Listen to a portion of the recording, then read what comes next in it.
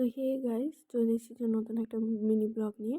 তো এটা হচ্ছে দোল পূর্ণিমার মিনি ব্লগ। তো সকাল সকাল স্নান টান করে পুজো টুজো দিয়ে একদম রেডি।